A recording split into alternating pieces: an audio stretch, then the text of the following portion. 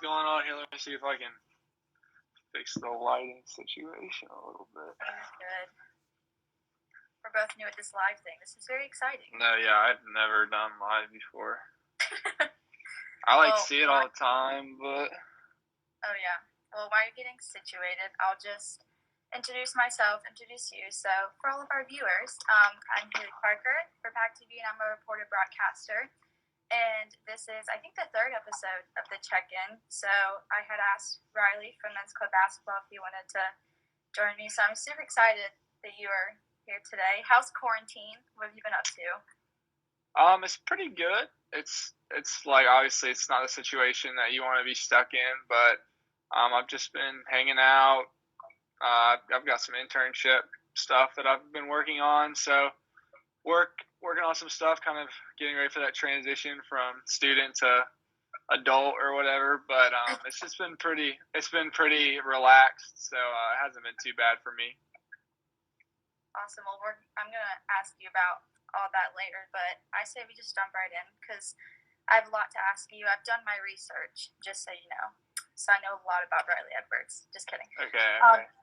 So I just want to talk about how you got into men's club basketball at NC State, because I know that you went to App first, I believe. I'm not sure how long you were there, but can you just talk about that transition from switching colleges and then how that led you to find men's basketball?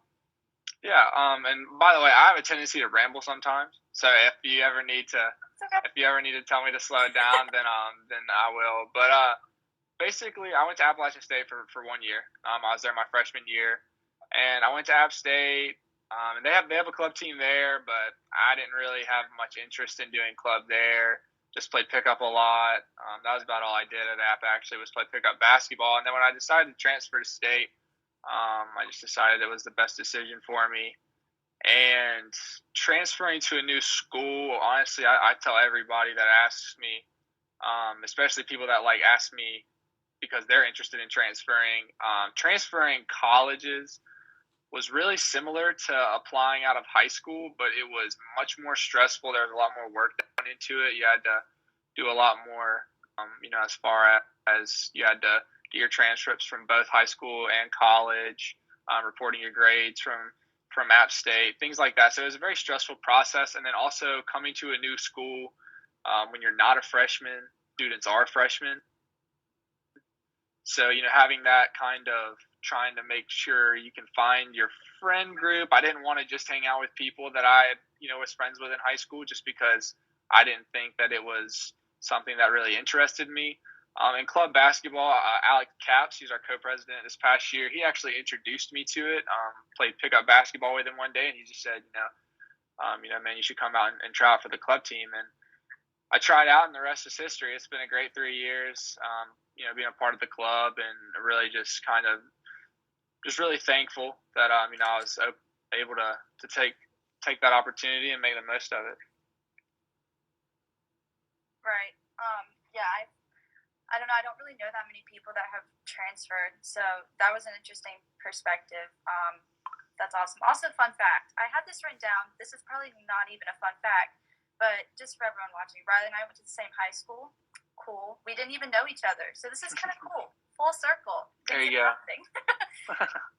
So also I just wanted to focus on the success of men's basketball, because also I don't think a lot of people realize how many club sports NC State has and how successful a lot of them have been, especially men's club basketball. So I know that in this past season, you guys went and competed in the NERSL Regional Championship in Florida. How do you prepare as a team for a big tournament like that? That tournament was a little different just because it takes place every spring break. There's usually one NERSL regional that takes place every spring break, and fortunately we have enough talented guys that want to be a part of the club that we usually have 2 teams. And so it's kind of a juggling act trying to figure out who's going to be able to go, who's going to be on spring break trips. Sometimes we've taken 2 teams, and sometimes we've just had to combine both teams and take one, which is what we did this year. And so, it's part of club basketball that, I don't think a lot of people understand is it's very competitive. It's obviously people are competitive in general, but, there are a lot of guys that play club basketball that could have played college basketball maybe not the Division 1 level, but at some level. So it's very competitive, and so we don't have a lot of time. We only practice 1 day a week. We don't have a lot of time to prepare, and so that's winning a tournament like that is very rewarding. It's a very fulfilling feeling. Because you do feel like you did a good job of preparing. And it's not like you can really prepare for the teams that go just because we don't really play them. It's not like we watch film on them and stuff like that. So I just, it's difficult. It's definitely a juggling act as far as making sure you can get people to come to practice and to make sure you're going over the right stuff that you need to be working on before you go. But all in all, we kind of just end up preparing like we do for any tournament, which is just practicing, trying to get in shape as best we can, and making sure that we know how to run our plays and our sets and things like that. I know that you actually already did an interview with PackTV just about that weekend. But when I was looking over it, that you talked a lot about like the confidence that y'all had. Was it? I mean, you said you practiced once a week, but was it just because you knew that you had strong players from each of the two teams coming together? Yeah, you can say that. I mean, again, there isn't a player on either team that we were sitting there going like, man, I hope this guy doesn't want to come. I mean, we have confidence in all our players, and there are a lot of guys on our team that are probably a little more confident than they should be. But it's so fun to go down there. You really kind of go down there. We plan on going, so you don't really go down there with anything to lose. You're going, you're going to have fun, but the goal is to win, and so it's kind of a snowball effect. Especially we had a really good day on the tournament portion of the bracket, and we won our first game that we won was against a really good team, and it kind of just sets the tone. And especially in club, because people usually aren't as in shape, and it's a running clock. The games go faster. Momentum is just a huge part of the games and the tournaments themselves. And so as soon as we were able to gain some confidence and some momentum, we just started blowing people out and playing probably the best basketball that a club team has played since I've been a part. Well, I was just going to add, my past 2 years at PackTV, I've done a lot of y'all's games, a lot of your tournaments, and it's never boring. Like watching y'all play basketball, it's never boring. It's always fun to look forward to. So that has a lot to do with the confidence that y'all have, and it definitely shows. So I also understand that the next step was nationals in Wichita, and y'all were doing some fundraising for that. Obviously, COVID-19 happened. So how did that affect your team? Like, what were the reactions that people had? It was mixed. It was mixed feelings. Obviously, for all of our seniors, it was a shot to the gut. We didn't know if we were going to be able to go to nationals this year. You have to fundraise a lot of money to be able to go. You have to be able to get out there. And so we didn't know if we were going to be able to go. We thought we might just have to take one team. So it was definitely like a bummer that we couldn't go and that COVID ended all this stuff. But then at the same time, it was very easy for a lot of us to look at the bright side. We ended our year on a fantastic note, winning that tournament in Florida. And all in all, when you look at the silver lining of things, we saved the club a lot of money. And so that's another thing that it helps people. It helps the club for next year, which I'm assuming might even be more stressful because of, again, all this COVID stuff. And it puts them in a good position to be able to kind of carry on. And so it was, it's negative that we couldn't go. We were very confident. I'm sure the plan would have been for the team that went to Florida to get first crack at going to Wichita, and being able to ride that momentum would have been awesome. But, there's still a lot of positives for not being able to go, and we still ended our season on a great note. But, for the seniors especially, it was a little bit of a sting left. Yeah, I bet. So next I kind of want to just transition beyond y'all's success. I want to talk about like team bonding. So I know that you said that it was kind of an easy transition for you, especially because you were transferring. But when you get new like kids that are coming onto the team every year, do you guys like do any sort of like team bonding, like anything on the weekends, or has it always been really just like a connection that you guys have? I really just think it's more of a connection that we have. A lot of guys do hang out outside of club basketball, and they're some of my best friends. But at the same time, coming in, and I usually think of myself as a pretty outgoing person. But there are several guys on the club that aren't, and it takes some time to get them out of their shell. But going to those tournaments, especially when you have to go places and we stay at Airbnbs and things like that. Guys tend to come out of their shells, and everyone on the club is good people. They're good company to be around. They're not tearing anybody down. They're not making fun of anybody. It's all kind of just like little brother, big brother, things like that. So it's definitely fun. We try to hang out sometimes, and we've done some events with other clubs. There have been like mixers and things like that. But for the most part, I just think it's everybody that's a part of the club, that's been a part of the club, does a great job of kind of taking the new guys in and just making them feel like as comfortable as they can. Yeah, and I was gonna add or just ask you. I feel like you are probably a really good leader. I just automatically get that from you. So, would you say that this year, being a senior, that you kind of automatically fell into that leadership? Again, like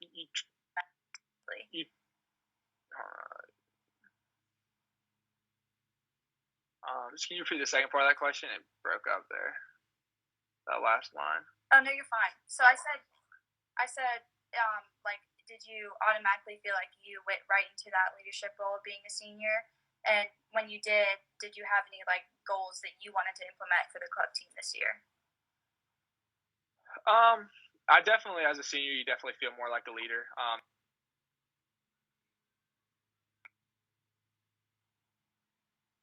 Too. I wouldn't say there was a ton that I wanted to implement myself. Part of it was just kind of wanting to see how well you do as like a coach or something like that. So potentially, thinking of plays yourself. But the biggest thing was just the club in a position to succeed, and that's something that Alex and I took very seriously, and making sure that we went to meetings, met deadlines, and did everything on our end so that the guys who weren't officers could just play. And, I feel like that's one of the most important parts about club sports. With a varsity sport, you obviously dedicate a ton of time to it, but you're dedicating time to playing and to making yourself the best player you can. Whereas with club, I think the most stressful part of it was probably the business side and the front office aspect of it, if you will. So I definitely felt more like a leader as a senior, and especially as someone who was impacted so much by club basketball. It just kind of gave me a little extra motivation to try to give off the same effect on new members of the club. Right. So last, I kind of just wanted to jump away from basketball as a whole.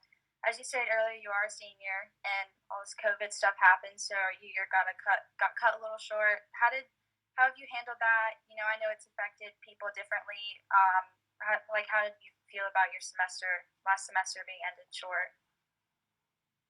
Yeah, obviously it's, especially now that I've started kind of doing some work, I really don't like it. I really wish that I had been able to enjoy my last semester a little more. But at the same time, you have to find the silver lining out of it. Myself in particular, I'm in a much better position than I know there are a lot of people are. Right. I have internships set up, and I have a place to live. I'm not, I don't have kids to support, things like that. So I definitely feel blessed to be, as lucky as I am right now to be in the position I'm in. But at the same time, it's not bad to feel a little bad for yourself, which I think I Right. feel bad for myself and all the seniors. It's definitely something that I wish I would have been able to, follow through and finish with, walk across the stage at graduation, things like that. But I'm still going to get my diploma. So I try to keep as positive a mindset as I can during all this, and it really hasn't been that difficult. But it's something that I don't think, and I hope that no other senior class ever has to go through. And I know that a lot of people were affected heavily by it. So try to take it as seriously as you can, but also maintain as positive a mindset. That's awesome. I also wanted to ask about your post graduation plans. So you say you've had internships, so you've got things set up, I'm assuming. For the time being, again, like I said, I'm a little more settled than a lot of seniors are that are looking for jobs and things like that right now. I have an internship. I'll be working with the NC State Athletic Department as a marketing intern this summer. and I'll be doing that for my degree program. It's a part of our course as a sport management major. And then after that, I'll be working as a financial rep intern at Northwestern Mutual, which is a postgraduate internship program, very highly regarded, and hopefully that leads to full-time positions and just kind of puts me on the path after college. But again, I just am taking it day by day and just kind of trying to make the most out of everything. Right. Well, that's awesome. So congratulations on landing those 2 internships. Lastly, I just wanted to ask.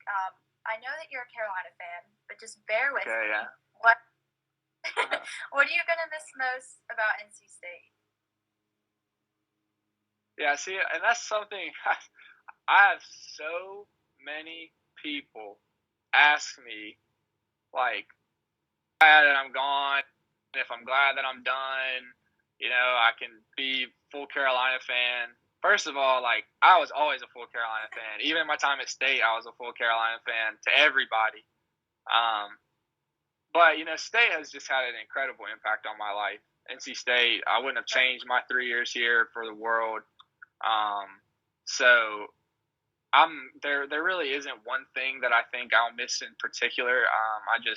I'm gonna miss playing club. I'm gonna miss hanging out with my friends. Even going to some of those sporting events sometimes, man, they're pretty fun. I to this day, and I've been to a lot of Carolina basketball games, I still think one of the most incredible experiences I ever had as an NC State student was when I was working as a marketing volunteer. And I think this might have been before you got here. Yeah, it definitely was because it was my sophomore year. But NC State played Louisville on a Thursday night in football, and it was blackout. And it was just the most incredible atmosphere I had ever been a part of. I was on the field watching it. So, again, like I said, there have been a number of experiences in my time here at NC State. I'm going to miss NC State as a whole and being a part of, such a great university. So it's definitely something that I think people feel like I have a much more negative opinion of NC State than I do just because I pulled for the Tar Heels. But that's something that won't change, but, neither will my love for NC State. Well, I just have to say I feel your pain. Also grew up a Carolina fan. But you have to appreciate it. You can't help it. Like, that's a great example of the Louisville game. You're just sitting there, and it's a great feeling to know that you're a part of something more. So that's all I have for today. But thank you so much for agreeing to come on here and let me talk to you about all things Riley Edwards. And I know that all of us here at PackTV have really enjoyed covering men's club basketball, hearing from you over your past 3 years. So I just wanted to say thank you. Yeah, no problem. It's been awesome. I really appreciate PackTV for helping club basketball get as much publicity and name recognition as we can. We always appreciate it. So I really appreciate you guys. And we got to keep that Viking blood. You got to keep it running. It's always a great day to be a Viking. It's always a great day to be a Viking. Well, thank you so much, and thank you to our viewers who have been on here. I have some comments going on, but yeah, I'm pretty sure one of that's my dad and the other's my girlfriend. So that's awesome. They're talking trash to each other in the comments. That's awesome. Well, thank you so much, and thank you everyone watching. Stay updated on PackTV's Instagram and social media for the next episode of the Check-In. Thank you. See you later. Thanks, Hailey. See ya.